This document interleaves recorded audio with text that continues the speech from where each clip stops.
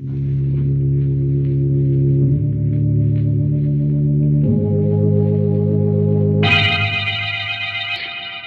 Sanctum Mystery, starring Wendy Berry.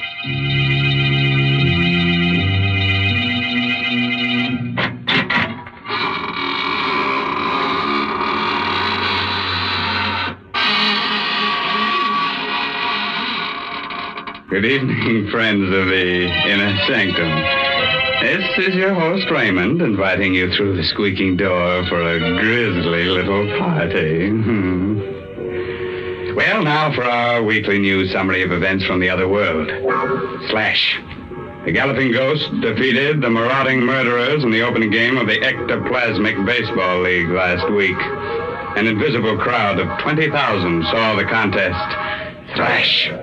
The slimy Spooks Union is considering a strike to charge people for overtime when they scare them during the day. And, oh yes, a fake medium was arrested for saying he could get in touch with humans. Well, that's very funny, Mr. Raymond. Now, that's what I like, when you say amusing things instead of scary ones. Oh, thank you very much. Well, they have a very amusing time in the other world. The other day, they held a masquerade ball, and everyone came disguised as people. Now, friends, while you're trying things, try on this rope for size. Huh? Oh, didn't I tell you? We're going to hang a very attractive lady tonight.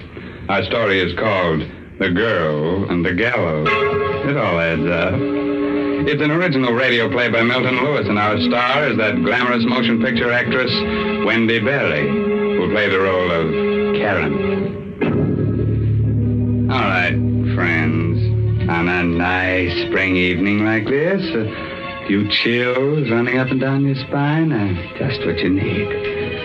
So, get yourself a sweet companion. Turn the lights down low. Put your arm around her. Oh, brother, sit back and get ready to have the wits scared out of you. Let's go. The door was open, and I walked into the strangest apartment I'd ever seen. A sweet, sickening odor overwhelmed me as I looked around. It was a rare incense, burning in a hollow skull that stood on the mantelpiece. I looked closely. The skull was human. I felt someone's eyes on me, staring, watching every move I made. Good evening. You're Karen Marlowe, aren't you? How did you know? I'm Laura Mason. Oh, Father's told me so much about you. I had to come and see you. May I call you Laura? Of course. I thought it'd be best if we met like this by ourselves. When you marry Father, you're going to be my mother. I never had a mother.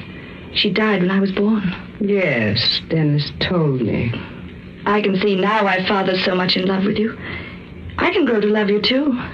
What has your father told you about me? That you were quite an extraordinary woman. Can you really foretell the future? Why did you come here? I told you. You're going to be my mother. That's not the reason. I don't understand. Sit down, Karen. Before you leave here, you will understand. And you'll believe everything your father told you about me. She sat next to me, held my hand.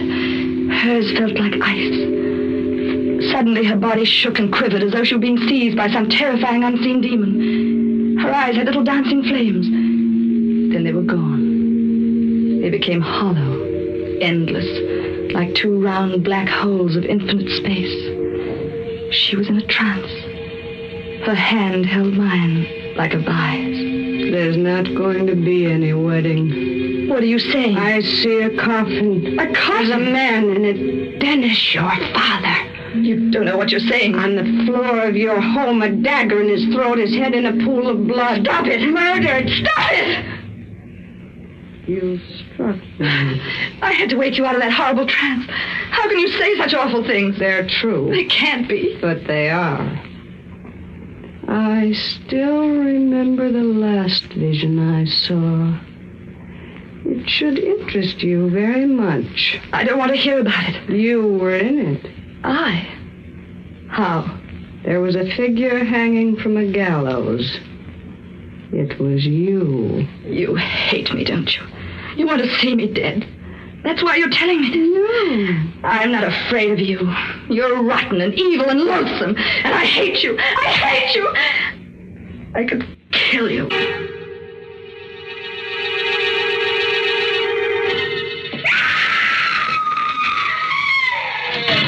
What's wrong, sister? Father. You Karen Marlowe? Just as she said. The dagger in his throat. Murdered. Oh, Father. Don't look at him again. But he's been murdered. Yeah, I know it. Here, drink this. But Shut up and drink it. thanks. Who are you? Rulock. Homicide. The police? Yeah. We got a tip. But how? Someone called in. This is awful. Yeah. It's tough on a kid like you. Feel well enough to talk? Yes. Okay. When did you see him last? Tonight. At 7. Here. Then where'd you go? To see a woman named Laura Mason. Laura Mason. Was she home? No. She arrived a minute after I got there. She predicted this. What? She said this would happen when I saw her. Oh, yeah? Did you know what was in your father's will? No, he never told me. He left all his dough to you and Laura Mason. If either one of you dies, the other gets it. How'd you find out? We get around. At 7:30, a neighbor heard him scream. 7:15, a dark-haired woman in a red coat was brought up here by the elevator boy. She was very attractive. Do you know anyone like that? Yes, Laura Mason. You sure? Yes. Mm-hmm. Who made that head of your father? I was a sculptor in Paris many years ago. Why? Because your father mentioned it in his will. How? Well, he said that under no circumstances must it go to you. It was to go to Laura Mason or be destroyed. Well, what made him do a thing like that? I don't know. Father was a strange and brilliant man. She killed him. I know she did. Who? Laura Mason. You know she did it too. Now, take it easy. Feel well enough to go out? Yes. Okay. Take me to Laura Mason.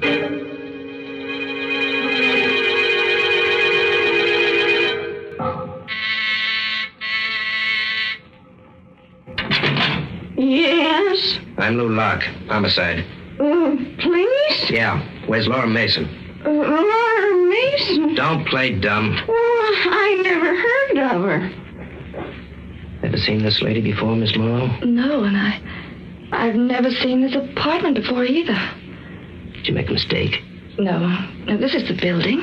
This is where the apartment is, but I don't understand it. Neither do I. I told you how strange it was. Yeah. Hey, the skull on the mantelpiece, I don't see it. But it was here, only a few hours ago. What's your name? Maxine Maynard. How long you living here? 5 years. You must have made a mistake, Miss Morrow. I didn't. I know it sounds crazy, but you don't believe me, do you? You don't believe a word I told you. Let's go back to your place. The boys must have finished up by now.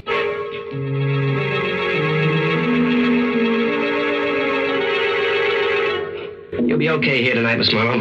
Are you leaving? Yeah, I gotta get back to headquarters. You still don't believe me. Look, you're a young kid, a nice kid. You never saw a man who was murdered before. It can bowl you over. You think I imagined it all. Well, it's happened before. But you'll be all right now. Good night. Don't go. Please don't go. Well, I've got to. I'm frightened. I don't want to be here alone. There's a cop in the car. If you want him, call. I don't want to be in this apartment by myself. I've hardly ever been without my father. Don't go. Please. Easy, kid. I'll come back if I can. Was I losing my mind? Did I imagine a strange interview with Laura Mason? I was alone in the apartment where my father was murdered. I was too frightened to think. Suddenly the door buzzer sounded. I rushed to open it. No one was there. I sat down. Was this something I imagined too? The phone rang. I picked up the receiver. Hello? Hello? Hello? No one answered. Was it all imagination? Had something happened to me? I went to the window, opened it. I heard the traffic far down in the street. Jump? Why not? Father was dead. My life was a nightmare. I couldn't go on like this. Yes, jump. It'd be all over. The torture, the fear, the madness, all gone. I leaned over the ledge. One move would be all over. I would jump. Come back here. Let me go. Let me go. No, you don't. You don't understand. Never mind what I don't understand. You're just lucky I came back. It'd been better if you hadn't. Something's happened to me. I see things that never existed. I hear bells, the phone, the door buzzer. And all the time I feel that woman's eyes on me, watching me. Cut it out. Why didn't you let me jump? I'm no good to anyone this way. Why did you come back? Because I... Come here. Don't. Let go of me. Shut up.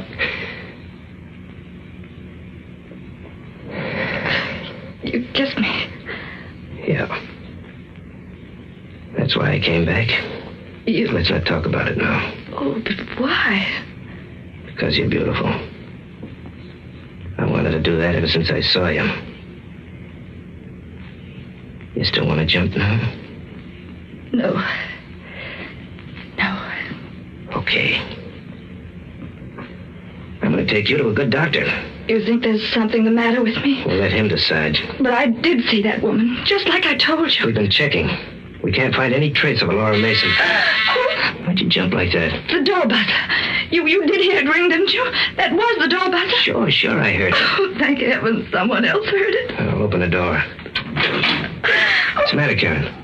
Oh, it's her. Standing in the doorway. It's Laura Mason. Good evening, Karen.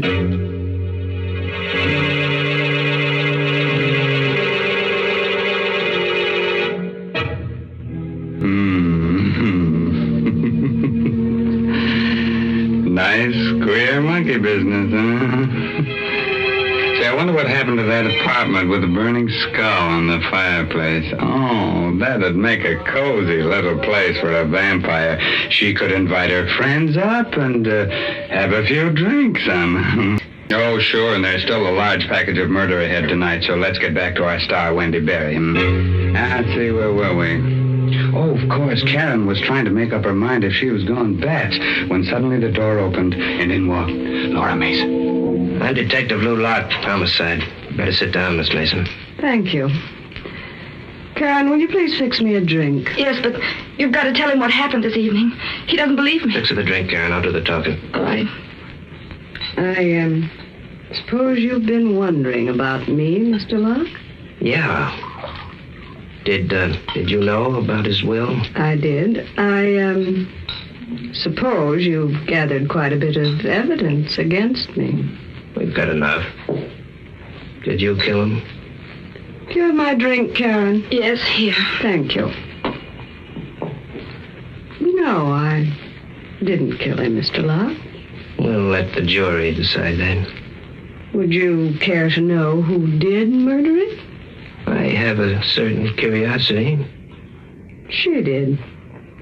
Karen? Yes. You don't know what you're saying. Why don't you tell him, Karen? Why don't you confess? But I have nothing to confess. I didn't kill my father. Lou, you don't believe her, do you? You know she's lying. I listen to everybody. That's my business. Are you going to confess, Karen? What are you trying to do to me? You know I didn't kill him. You know because you killed him yourself. Miss Mason, I understand you saw the body of Dennis Marlowe in a vision. Yes. The vision came after the murder. After you were known to come to this apartment earlier this evening. She killed him. That's why she could see these things in her vision. What have you got to say to that, Miss Mason? I see I'll have to convince you too, Mr. Locke. You don't believe in these powers of mine? No. You will. Let me hold your hand. She held his hand, just as she held mine. That same strange shudder went through her body. Her eyes again became the round black wells of infinite space. In a moment, you'll be looking at the body of a woman, Mr. Locke. She's lying on the floor of this apartment. She's dead. Yeah? Who is she? I can't see her face yet. Wait. I'm beginning to see it now. What's the matter? This drink has been poisoned. What are you talking about? Karen poisoned my drink. The body lying on the floor is me. She's murdered. No, it's a lie. It's some trick. You won't win, Karen. My body will disappear. It's not like yours, not like any of you. You won't be able to arrest me. What happened to her? What's the matter? Just a minute. She's dead. Dead? Murdered. She's been poisoned. Poison? That's right. Look at her eyes. But I didn't do it. You saw me pour the drink. I wasn't watching you. But you can't believe I didn't that. say you killed him. But that's what you're thinking. What I'm thinking now isn't worth a button. Give me that shawl on the piano. Here. I want to cover her. You don't really believe Listen, that. you stay here. I'm going into the next room to phone headquarters. I'll be back in a minute. I looked at the shawl covering the twisted heap on the floor. What kind of a woman was she? Why had she lied? As though hypnotized, I walked over to her, picked up the shawl. She was beautiful, even more beautiful in death than in life. Then out of space, just as I'd felt it before, I felt her eyes on me. They were closed, yet I knew she was watching me, staring at me, looking at every move I made.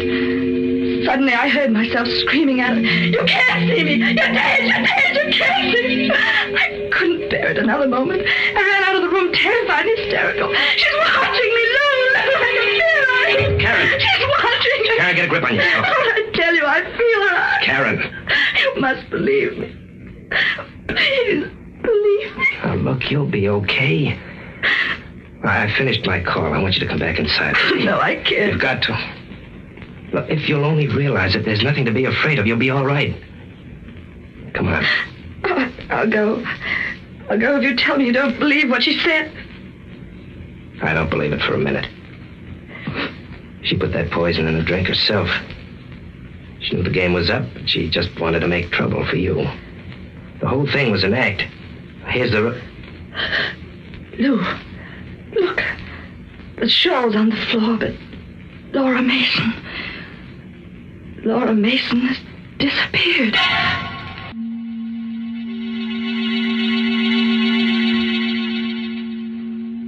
I was alone. Lou had gone back to headquarters. When he left, I could see she had him under a spell. He, too, was puzzled and confused. Just as before, the door buzzer rang. No one was there. The telephone rang. I picked it up. Hello? No one. I was being beaten. I knew it. You can fight evil when it's human. But what can you do when it's not human? She wanted me to die on the gallows. Somehow I knew I would. She was too powerful for me. How could I stop her? How? Good evening, Karen. I looked up, saw her. Another I hallucination. said good evening, Karen. What do you want? I want you to confess to the murder of your father. That's what you wanted all along, isn't it? That's how you want me to go to the gallows, isn't it? Yes. Call the police, Karen. Tell them how you murdered him. No. Why suffer any longer? You know you'll do it in the end. No. I have patience. I'll wait. Just let me take something out of my purse. A knife. Yes, Karen. Dennis died by being stabbed in the throat. Perhaps you'd like to know how that feels. You wouldn't dare. I'd dare anything, Karen. Don't you come near me. You know you got to die, Karen. Go away. Go away. No, Karen. I have a weapon, too. In this drawer. Oh, a gun. You think that'll have any effect on me? You tried to poison me once. It didn't work. I'm warning you. Go away. Get out of here. Don't be a fool, Karen. No, I'll shoot. Put that gun down. No, I'm going to kill you. You see, Karen? It had no effect. No effect. Blood. blood. You're bleeding. You are human. You won't disappear again. Not this time. And I won't see you again. Ever. Ever. Karen. I killed her. She wanted to murder me. Look, she still has a knife in her hand. I killed her. She confessed that she murdered my father. She wanted to murder me, too, so she could have all the money. Is that right? Yes. Had a chance to do some checking up, Karen. We trailed that woman we found in the apartment you took me to. Oh, then I wasn't wrong about the apartment. No. We questioned the old lady, and she confessed. The apartment was a trick one she used to hold seances in. Could be changed, like a stage set. They rigged up wires in this apartment so they could make the buzzer in the phone ring. And make you think you were going out of your mind. They wanted me to confess to murdering my father. That's right. It's all over now, Lou. No, it isn't. She, wanted you to confess because she knew we'd stacked up a lot of evidence against her. But I asked why she should pick on you. The answer was obvious. Because you killed him. What? You heard me. You killed him. You waited till she saw your father and left. Then you murdered him, slipped out of the house by the servants' entrance. She came back and saw what you had done. You don't believe that. You can't. It's true. But why should I do it? Well, the money you'd inherit is a good enough motive. Then there may have been other ones. Nonsense. I've always had all the money I needed. But would you get it after your father married Laura Mason? You know, that piece of sculpture interests me. Why should he say you wanted to get this? Don't you touch it. Why not? You'll break it. No, I won't. You broke it. You deliberately broke it. Oh, he's dead now, and that's all I have to remind me of what he looked like. I could kill you for this. I could kill you. Like you killed him because he wanted to marry Laura Mason? Yes. That's enough, Karen. That's all I wanted to hear. Lou, listen to me. I must have been out of my mind when I did it. Father was all I had. I couldn't lose him. But now that he's dead, I don't feel that way anymore. Is that right, baby? It happened when you kissed me. Did it? You can forget what I told you. Everyone will believe she killed him. I have money, lots of money. I can make you very happy. Oh, it's gonna break my heart, baby, but you're gonna die. You've told me enough to send you to the gallows. Come on, Karen.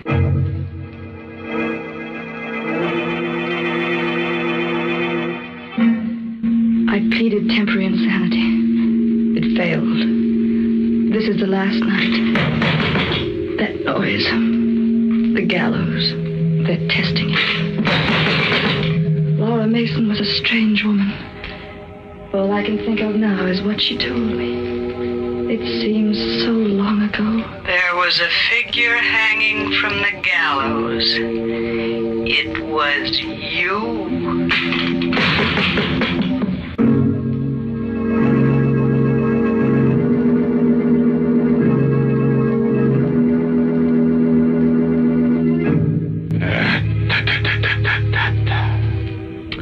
Yes, sir, that kills two of the prettiest girls we've ever had in the inner sanctum.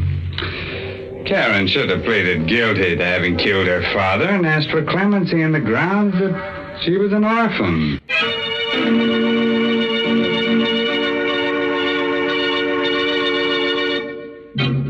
A word of advice, naturally. If you wake up in the morning and feel like stretching, and go hang yourself, bud. Oh, yes, and next week's Inner Sanctum Mystery Story, directed by Hyman Brown. Next week's story will be about a pair of young lovers who don't think two can live as cheaply as one. So they murder a rich old man. Oh, isn't that ducky? I wouldn't be surprised if she sits on his lap in the electric chair. Oh, well, now it's really time to close that squeaking door until next Tuesday. So until then, good night. Pleasant dreams. Fortunate.